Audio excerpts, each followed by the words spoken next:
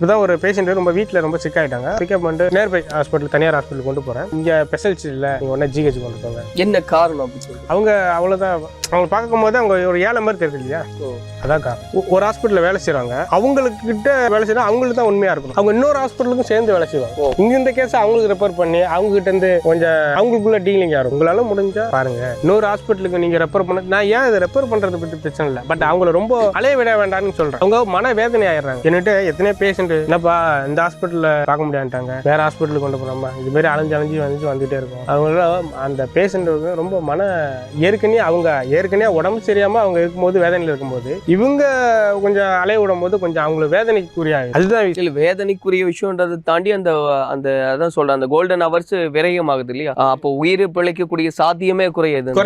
அதுதான் விஷயம். அதுதான் ஒரு மக்களுக்கு வேதனைக்குரிய ஆகுது. அதுதான் இப்போ நீங்க சொல்ற மாதிரி ஒரு விபத்து நடக்குது, நம்ம கூட்டிட்டு போறோம், இவங்க கிட்ட பணம் இருக்கு, பணம் இல்லைன்றது எப்படி தெரிஞ்சுக்க முடியும்? அவங்களே அடிபட்டு கிடக்குறாங்க, அதை எப்படி கெஸ் பண்ணி இல்லை இவங்களையே இந்த ஹாஸ்பிட்டலுக்கு கூட்டிட்டு வரீங்க அப்படின்னு எப்படி கேட்குற ஒரு சூழல் உண்டாகுது? இது ஒரு சிவியரா ஒரு கேஸ் கால் பண்றாங்க அப்படின்னா நான் போய் அட்டன் பண்ணி தான் ஆகணும். அட்டன் பண்ண முடியாதுன்னு சொல்றதுக்கு எனக்கு ரூல்ஸே கிடையாது. நான் போய் அட்டன் பண்ணி தான் தூக்கிட்டு போறேன். ஸோ நேர்பை ஏதோ ஒரு தனியார் ஹாஸ்பிட்டலுக்கு நான் கொண்டு போறேன்.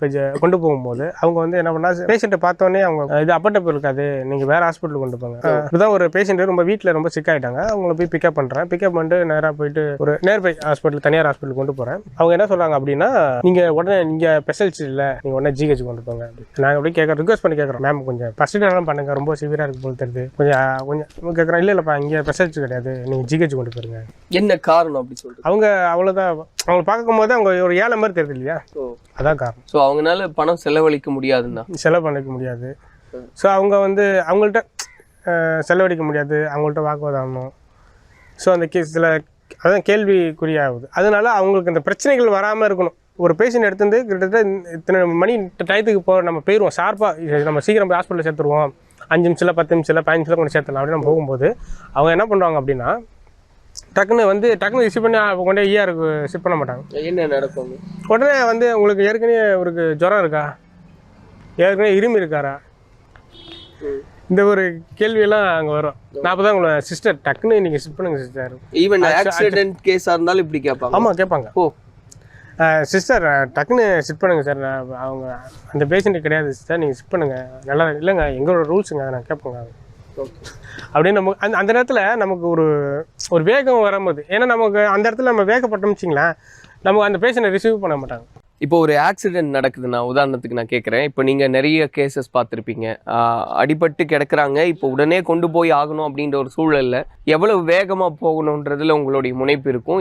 அப்போ என்ன ஒரு சூழலோட, என்ன மனநிலையோடு நீங்கள் வாகனத்தை ஓட்டுவீங்க? ஒரு பேஷண்ட்டு ஏற்றிட்டோம் அப்படின்னா எனக்கு நான் ஒரு டைமிங் வச்சுப்பேன். குறிப்பிட்ட ஒரு 5 நிமிஷம் இல்லை 10 நிமிஷம், இன்னி போனால் 15 நிமிஷம். இப்போ ரீசெண்டாக ஒரு ஆக்சிடென்ட் கேஸ் எடுத்தேன் கொட்டியாவத்தில், தலை ஹெட் இன்ஜுரி. 7:10 காலையில் வண்டி எடுக்கிறேன். நம்ம ஓஎம்ஆர் செட்டிநாடு ஹாஸ்பிட்டலுக்கு 7:25 போயிட்டேன்.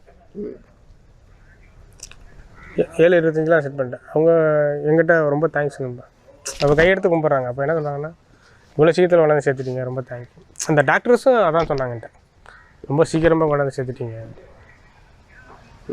அது அவங்க சொல்லும் போது நமக்கு அவ்வளோ ஒரு சந்தோஷம் நமக்கு.